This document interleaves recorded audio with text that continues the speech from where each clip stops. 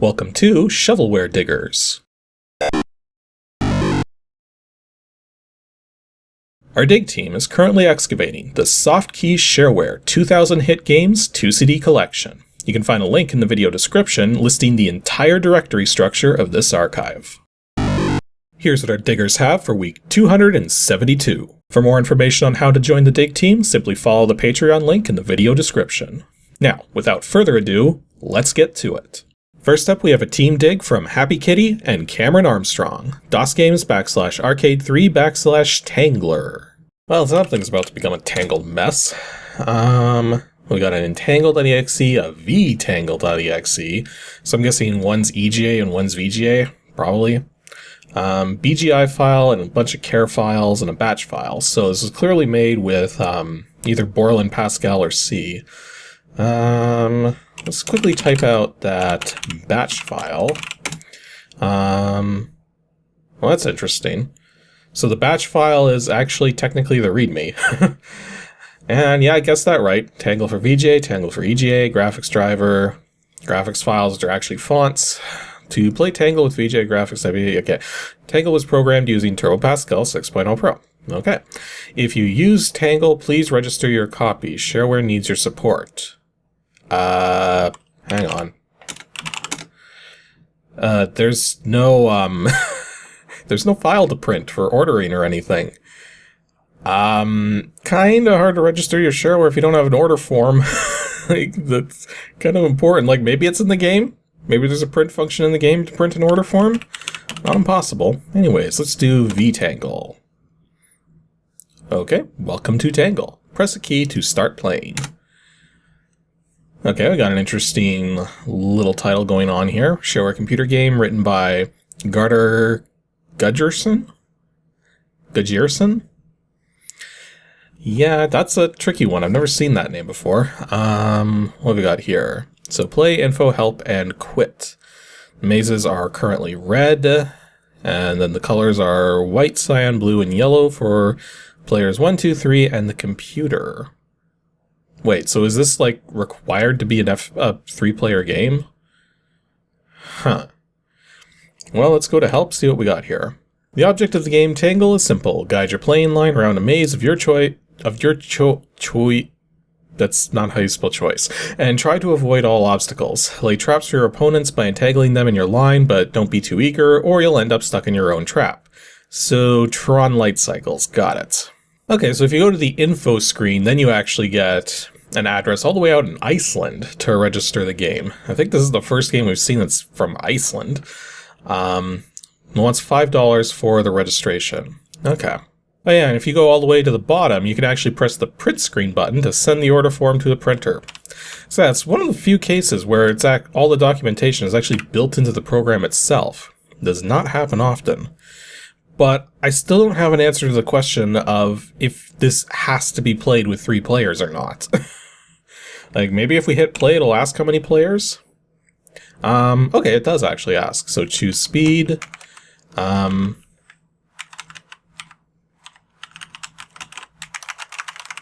nothing I'm hitting is moving the cursor. Oh, spacebar to move arrow? Okay, it's a little weird, but we'll go for it. Let's start at speed 3. Choose number of players 1. And then which maze do we want? Let's go for this one. Okay, so I am the white line. The computer line is the yellow one over there. Maybe I should have gone a little faster. I mean, here's the trick when you're doing, yeah, I tried to do a, I want to play, okay. Yeah, the trick when you're doing a Tron Lightcycles type thing is if you're doing it as a pixel accurate thing, well, then there's a few issues with that.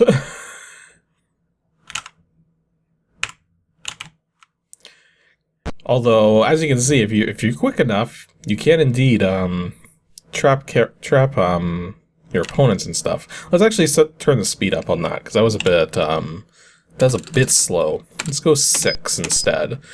And let's try A more insidious maze. Let's do this one.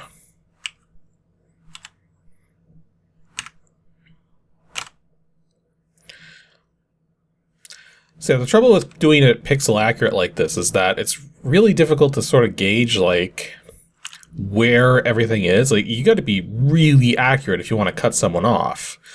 So the Tron Lightcycles concept works better when you actually have some width to everything going on.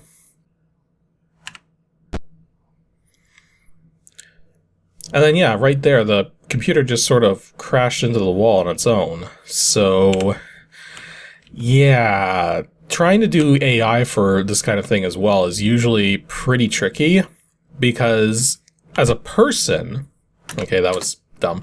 As a person, I can actually visually just look at the entire screen going on and be like, oh, this is where I should go if I want to make sure I don't get trapped or something. But for a computer program, you can't just look at the entire screen in an instant.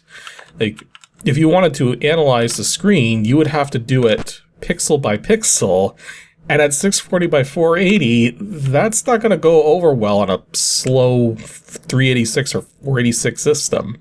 Also, I've noticed the game isn't keeping score, which, I don't know, it's not that big a deal, but something I would have expected from a game like this, but oh well. So yeah, that was Vtangle.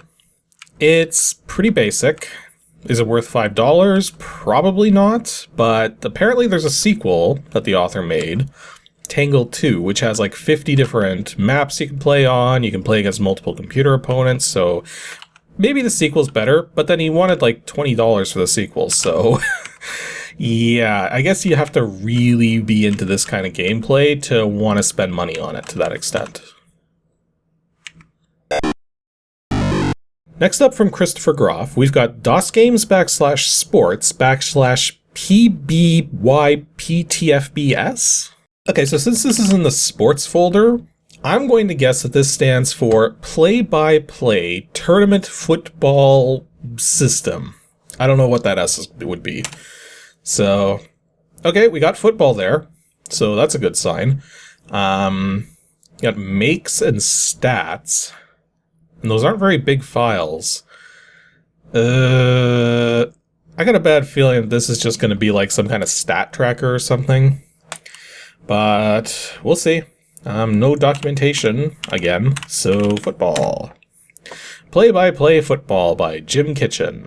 This is week number 1 of Jim's NFL season. Today's game is Browns versus Bengals. So you can either play, see schedule. That's not how you spell schedule. And standings. So we got our standings here. Standings after week 0 for Jim's NFL football season. That's what the S stands for, is season. Okay, so not quite there on my guess, but I was close. So we got AFC, NFC, our schedule. We got home teams and visiting teams. Okay, so play. Enter your last name. No. Would you like instructions? Yes. There will be between 25 and 35 plays per quarter. The 2-minute warning will be 5 to 7 plays before the end of the second and fourth quarters. To see a playlist and ask for your play, simply press enter. Press Y for you or K for Kosar for starting quarterback. Wait, am I actually playing in this, or is this just... Huh. Okay, I'll go Y. Heads or tails? We'll go heads. Coin comes up heads. Okay, so we will be the ones to receive. Kickoff is up and is headed for the end zone. Young catches the ball 6 yards deep in the end zone. Enter Y to run the ball out or N not to. I guess Y to run the ball. He starts left and changes direction and heads up the right side of the lane. Young is at the 5, 10, 15, 25, 30. Finally tackled by Simmons and Sanders. There's a gain of 38 yards on the play. It's your ball on your 38-yard line. First down and 10 yards to go. So here's our plays. So this is basically a football text adventure. Can't say I've seen one of those before. Okay, let's go for a short pass.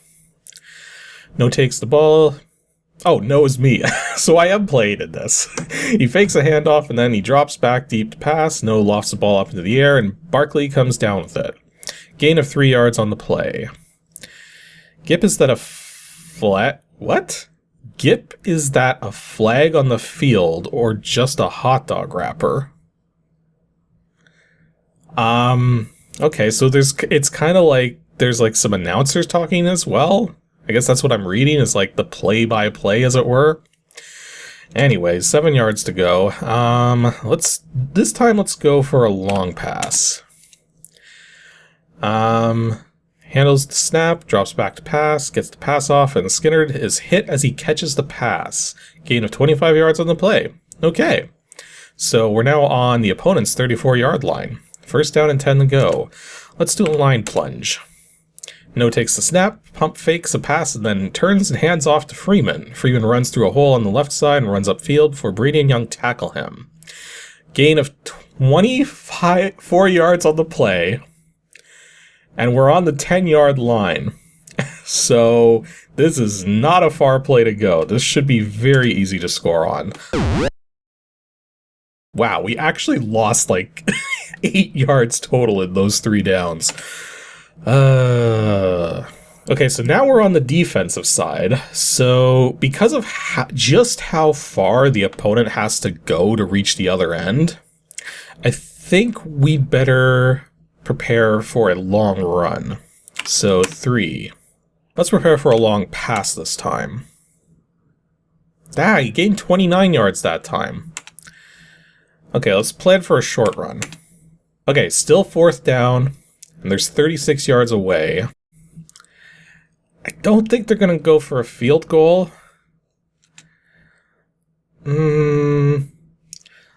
Let's do another blitz. I actually did go for a field goal. Snap is good, the hole is good, the kick is up, and it hits the crossbar. So yeah, it's ours now. So the funny thing is that this is probably easier to play than just about every football game I've ever played. But then you have to consider that a lot of this is being automated. So there's probably various statistics that are going on in the background to make this work. So yeah, it definitely plays okay. Like it actually does feel kind of like you're getting like you're just reading sort of the commentary from the announcers who are announcing the play-by-play, as it were. Okay, it's only 13 yards. Surely I can field goal this. There we go. The snap is good, the hold is good, the kick is up, and it is good. Score is 3-0 your favor. So anyways, that was play-by-play football season whatever thing. It's actually not that bad considering, but it is very basic as far as football games are concerned, and you really don't have a lot of control over everything that goes on. You just select your play and hope it's good. And our last dig for today from Ben Jemmett is DOS Games /Arcade2 /Magnets. Now really, how do they work? Asking for a friend. Anyways, magnets. We got a DAT file, executable, and that's it. Again, no documentation. This is like the episode of zero documentation. So, magnets. Let's see what we got. Magnets version 1.0 by something software? It's actually kind of hard to read those letters. Looks like Acunen? Or yeah, because I don't know. Whoa, that is flickering something fierce. Yeah, it's not super bad for me, but I'm definitely toning this down in post so that nobody else is affected. But anyways, it says by Adrian Daniele by Acumen Software. Okay, that was an M. It was confusing me. So, instructions. The object of this game is to destroy the magnets as they fall down the screen before they reach and wipe out the valuable data stored on your disks located at the bottom of the screen. To destroy the magnets, you must launch energy balls so that one intercepts the trajectory of the falling magnet. You begin with 3 tubes located on either side of the screen. Pressing the left or right arrow keys will fire an energy ball from the respective side. With 3 tubes, a maximum of 3 energy balls may be fired at once. Energy balls are fired from the topmost tube down, and energy balls cannot be fired in opposite directions from tubes of the same height. Therefore, energy balls will never collide with one another. Huh. If a magnet falls through your defenses, you lose some of your discs and the topmost tube is destroyed. Game is over when all the tubes are destroyed. Magnets fall in waves. There are a total of 20 waves in all. A bonus tube is awarded every 4 waves if you have less than 3 tubes. Okay. So, controls. Or keys, rather. Okay. So I can use the left arrow, L, the arrow bracket, or 4 on the numeric keypad to fire the left tube. And the other one to fire the right tube. I kind of get what they're going for here, but I don't know. It almost seems like it should be the other way around, because in one sense you're firing left from the right tube and firing right from the left tube. Yeah, I don't know. Oh, but we do see, though, here that this version 1.0 is freeware. Okay, then, so play the game. Wave 1, score 0. So, see how well we can do. Oop, there's a magnet. Up, and that's how we fire. Right, so it always goes from whatever's the topmost downwards. Okay, so destroyed that first magnet. I would have thought the tubes would be higher up. I don't know. Okay, so just wait. Oh, there it goes. Waiting for magnets to show up. Given how much blank space there is on the screen, you'd almost think that they'd have at least tried to put the score counter on here. But instead, the score counter is hidden to only be visible between waves. So, So I'm guessing because we saw different kinds of magnets in the help screens there, that the different kinds of magnets in later levels probably move differently in some way, like some might be faster, or some might wave around or something. But we gotta get past this first level first, which I have no idea how long this is gonna take, because it's still going. I've noticed that one thing you can do to help ensure that you don't get killed too prematurely, because you can only fire one shot from each pipe at a time, right? But the thing is that with so many chances to miss, it kind of almost makes sense to actually give it multiple shots when you fire, just in case one of them misses. Okay, is this the last magnet? Can we finally move on to the next level? We got a blank screen now. So, are we moving on, or we got more to shoot down? Come on. You get up. Nope, we got more to shoot down. Geez, how long is this first level? Okay, there it goes. So when you destroy the last magnet, you immediately move on to the next wave. Okay. So, wave 2. Let's see. Are we going to see any different magnet types, or is it going to be the same ones and just more of them are faster or something?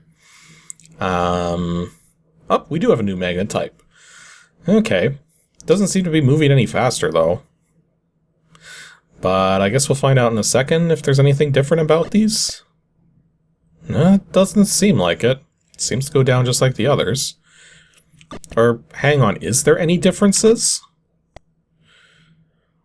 Because, yeah, so far this is the only magnet type we're seeing. So it may be that the type of magnet you see doesn't really reflect what the magnet does, rather it's just simply an aesthetic thing. Huh. Yeah, like, all things considered, this is about as basic as a game can get. While still actually having some semblance of uniqueness to it, since it actually does have some graphics going, as basic as they are.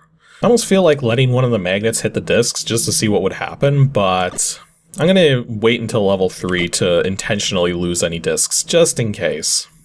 But keep going for now. Okay, so got to wave 3 pretty quickly this time. Probably because they are starting to fall a little faster and in greater quantities. So let's just see what happens if we let one of the magnets touch the discs. So, gets down to the bottom and... Okay, so it doesn't actually... Huh. So it just destroys one of the pipes, and then some of the discs just vanish. Okay, so it's not even... Whoops.